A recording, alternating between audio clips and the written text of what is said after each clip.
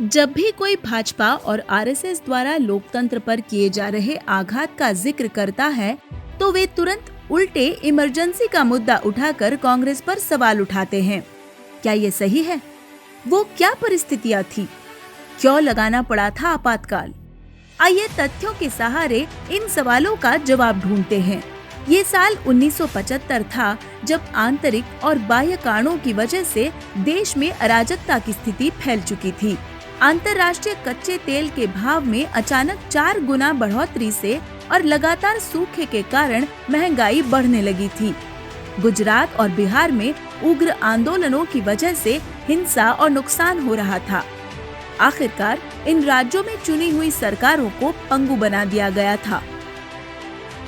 8 मई 1974 से लेकर 27 मई 1974 तक लगभग 17 लाख रेलवे कर्मचारियों ने देशव्यापी हड़ताल की, जिसने देश की यातायात को ठप कर देश की अर्थव्यवस्था को कड़ी चोट पहुंचाई।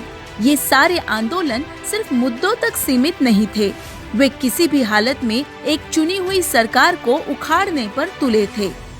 2 जनवरी 1975 को भारत के रेल मंत्री स्वर्गीय एल.एन. मिश्रा की बम से हमला कर हत्या कर दी गई। 15 फरवरी 1975 को दिल्ली के गांधी मैदान में एक रैली को संबोधित करते हुए जयप्रकाश नारायण जी, जो उस समय के विपक्ष के सबसे बड़े नेता थे, उन्होंने सेना और पुलिस कर्मियों से सरकार के आदेशों को न मानने की अपील की। सोचिए, अगर देश में सबसे बड़े विपक्ष के नेता सैनिकों को चुनी हुई सरकार के खिलाफ बगावत करने का आह्वान दे, तो संविधान और देश का क्या हाल होगा। 11 मई 1975 को गुजरात में मोरारजी देसाई जी ने राज्य सरकार को बर्खास्त करने के लिए आमरण अनशन शुरू कर दिया। 25 जून 1975 को मोरारजी देसाई जी ने कहा कि हम उसे यानी इंदिरा गांधी को उखाड़ना चाहते थे, इस्तीफा देने के लिए मजबूर करना चाहते थे। वो महिला हमारे आंदोलन को झेल नहीं सकेगी। हम हजारों की संख्या में उसके घर का घेराव करेंगे और उसे बाहर नहीं आने देंगे। इसके साथ ही चुनी हुई संसद का घेराव कर उसे अपंग करने के लिए घोषणा भी की गई। ऐसा लग रहा था कि विपक्ष भारत की चुनी हुई सरकार से नहीं, बल्कि ब्रिटिश साम्राज्यवाद से युद्ध कर रहा हो। वही साफ संकेत थे कि भारत के बढ़ते हुए अंतर्राष्ट्रीय प्रभाव से विदेशी ताकतें असंतुष्ट थी। 1971 के युद्ध में अमेरिका के दबाव को ठुकराकर भारत ने पाकिस्तान के 2 टुकड़े करके भूगोल ही बदल दिया था। विश्व की महाशक्तियां अपने गुट के देशों के अलावा किसी अन्य देश को परमाणु क्षमता विकसित नहीं करने देना चाहती थी। वही भारत ने 18 मई 1974 को पोखरण में परमाणु विस्फोट कर विश्व को चौंका दिया था। स्थापित गुटों का प्रयास था कि किसी भी प्रकार से भारत को एक विश्व शक्ति के रूप में उभरने से रोके।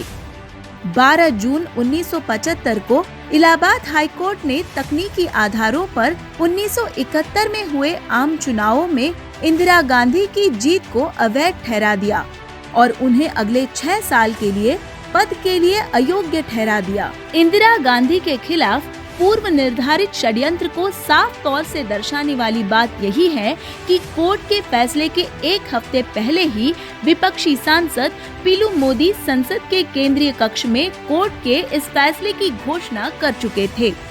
24 जून 1975 को सुप्रीम कोर्ट के अवकाशकालीन जज ने इलाहाबाद हाई कोर्ट के आदेश पर सशर्त स्टे ऑर्डर दिया। तो ये कहना कि अपने पद को इस फैसले से बचाने के लिए इमरजेंसी घोषित की गई थी, ये सरासर झूठ है। इस हालत में इंदिरा गांधी ने प्रधानमंत्री पद की अपनी जिम्मेदारी को निभाते हुए एक राजनीतिक निर्णय लिया कि देश में स्थिरता लाने और संविधान को बचाने के लिए आपातकाल का दौर जरूरी है। इमरजेंसी इंदिरा गांधी का बनाया हुआ प्रावधान नहीं था, बल्कि भारतीय संविधान का आर्टिकल है। इस प्रस्ताव का कैबिनेट और संसद द्वारा अनुमोदन किया गया और 26 जून 1975 को प्रधानमंत्री की सलाह पर भारत के राष्ट्रपति ने देश में आंतरिक आपातकाल की घोषणा कर दी। सन 1977 में जब देश में स्थिरता आ गई, इंदिरा गांधी ने इमरजेंसी को हटाकर आम चुनाव का सामना करने का फैसला लिया। ये भी सोचने वाली बात है कि इमरजेंसी का अनुमोदन तो मार्च 1978 तक के लिए किया गया था।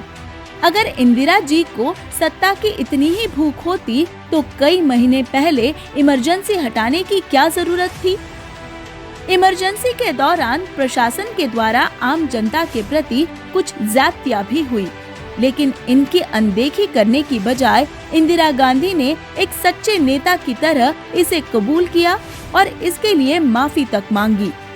24 जनवरी 1978 को यवतमाल में एक बड़ी जनसभा को संबोधित करते हुए इमरजेंसी के दौरान प्रशासन द्वारा लोगों के प्रति की गई ज्यादतियों की जिम्मेदारी लेते हुए कहा कि यदि बाकी के लोग अपनी जिम्मेदारी नहीं लेते हैं तो मैं इन गलतियों की जिम्मेदारी भी अपने ऊपर लेती हूँ और माफी मांगती हूँ। ऐसा कोई विशाल हृदय और अपनी जनता को प्यार करने वाला नेता ही कर सकता है। और हाँ, ये ना भूले कि इमरजेंसी के समर्थकों में तो आरएसएस भी शामिल थी। आप इंदिरा जी के राजनीतिक निर्णय से असहमत हो सकते हैं, लेकिन आपको ये भी मानना पड़ेगा कि उन्होंने जो भी किया वो एक सीमित समय के भीतर देश में फैलती अराजकता को नियंत्रण में लाकर देश को स्थिर करने के लिए किया गया था। और आज लोकतंत्र और उसके संस्थानों पर लगातार वार हो रहे हैं। भय, राजनीतिकरण और आरएसएस की घुसपैठ ने हर संवैधानिक संस्था को लाचार बना दिया है और इस लाचारी के आड़ में चंद लोग देश की सत्ता और संपत्ति हथियाने में लगे हैं। आज चल रही संविधान के हत्या की इमरजेंसी से तुलना करना एक देशभक्त और शहीद की याद का अपमान है।